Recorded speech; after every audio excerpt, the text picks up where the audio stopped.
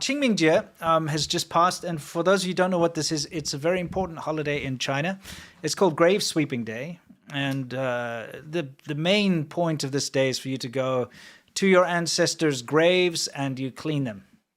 So, you know, depending on where they are, they get dusty and they're full of weeds and dirt and stuff. So you clean them, and like as you can see, this guy over here, you repaint the characters on there to make them look nice. Mm-hmm. You lay flowers, that kind of thing. Mm-hmm.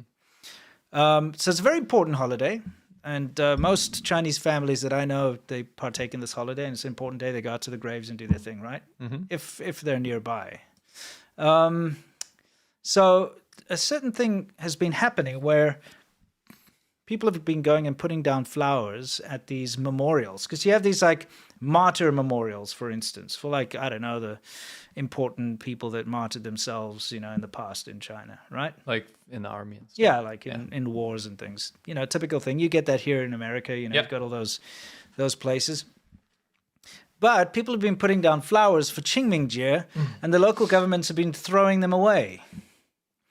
And which is probably one of the most disrespectful things I can think of, right? Imagine you put down flowers and then the government comes and just picks them all up and throws them in the trash. I guess that's what the government thinks of this. That's what they think of their martyrs. Yeah. I mean, and it's weird because this is like a patriotic thing. Yeah. And the thing is, it's not like it's a week later or something they do it. They're doing it on the same day. Yeah. So people put the flowers down, and then like once they're kind of walked away or they're not there anymore, the government comes and throws all the flowers away. I suspect something else. Yeah, what's that? Well, usually when this happens, when the government so callously removes flowers to the point where people are like, what's going on? And they're filming it and they're like, this is outlandish. Yeah, because we took the audio out of this, but you can hear the audio. It's like, this is too much. What are you doing? Why are you doing this? This is terrible. Right. Usually when they do something that is going to get such a bad public opinion, which they're trying to avoid. Yeah. Right. If they're allowing the public to be so angry and upset about something, there's some bigger political implication here. And I'm just going to go out on a limb, and this is my theory. Yeah. That this particular shrine or this particular monument is somebody that has fallen out of current political favor. Yeah. And we saw that with, for example, a good example is with Li Keqiang, the late premier of China. Mm-hmm. Very forward-thinking, more liberal-minded guy. Yeah. Well loved by the people. That's right. Quite honest with the people about China's economic situation. Mm-hmm. Has now posthumously fallen out of favor with the Chinese government. Yeah. Xi Jinping clan doesn't like him, obviously, right? So when people go and try to leave flowers to him, then the government removes them. Yeah, actually, this Ching Ming they set up police and stuff to prevent people from going to put flowers at his grave. Anyway, you know, here's the thing. This is at a different place. Okay. So there's a separate place, and the people walking by noticed all these brand new flowers in the trash.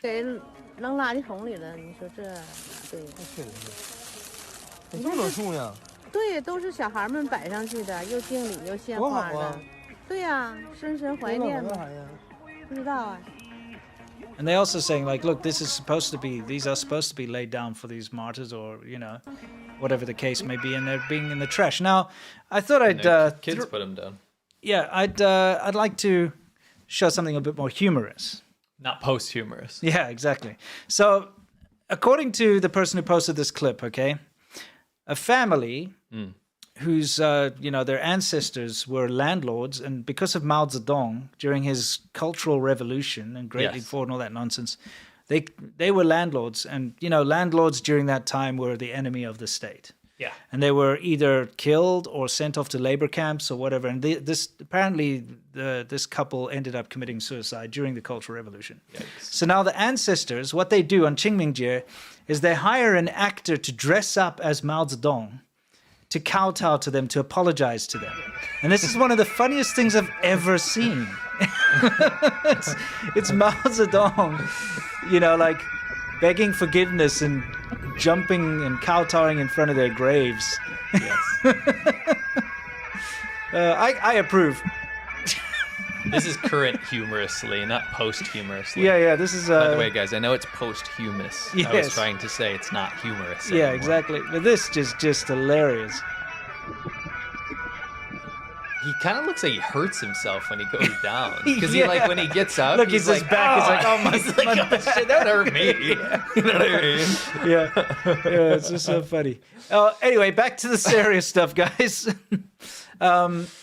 Now, you've probably heard of tiger chairs, which is what this unfortunate guy is in. And the reason he was in a tiger chair is he posted something in WeChat making fun of some traffic cops. Remember? Yes. He made a post. He said, I believe it was about a warning or something to people saying, if you're trying to go somewhere and you've been drinking, don't go through this area because like if there's a police check. Yeah, but he like called him a derogatory name. Yeah, and then he said, yeah. So they went and arrested him in his home because that's how the Chinese internet works. They can find out everything about you from your phone. TikTok, okay? Just remember, that's when you've got TikTok on your phone, people, the Chinese government knows exactly where you are and they'll come get you, put you in a tiger chair. Okay? It's a joke. Yeah, by the way, in the future. In the future. Yes, yes. That's what they're working Yeah, for. exactly. So anyway, this is the tiger chair. They've got an updated version of the tiger chair, which is a lot more scary. Take a look. It remotely opens. I love the shit sound effects they put over it. No, that's real. What are you talking about? Play that again. That's the real sound. I'm not even hear it. kidding. Okay, listen. Armani. He's got an Armani shirt. Yeah. Poor guy. Our money's your money.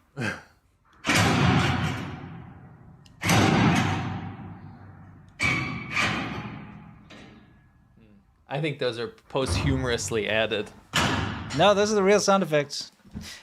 Anyway, I don't know. Anyway, either way. It doesn't tiger matter. chairs are scary. The fact that that's a thing is scary. Yes, I agree. I mean, that one looks just so much more menacing, doesn't it? It's padded though.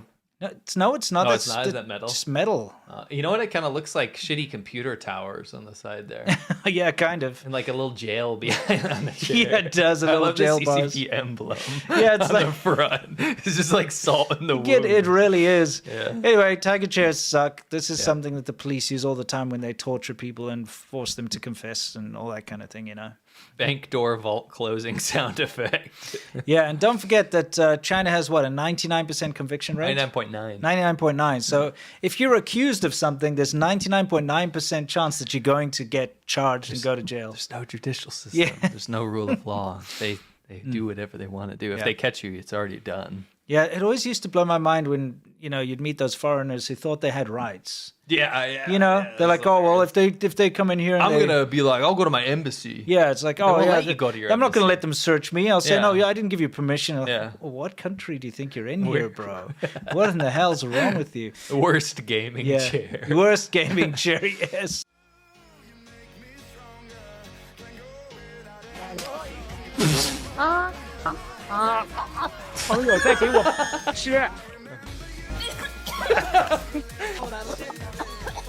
Yeah, it's like, let's blow it at the same time.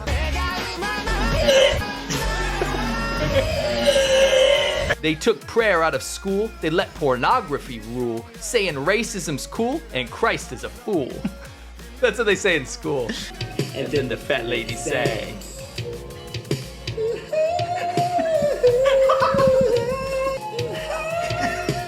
I'm sorry to laugh at that, but that is so awkward. Very awkward.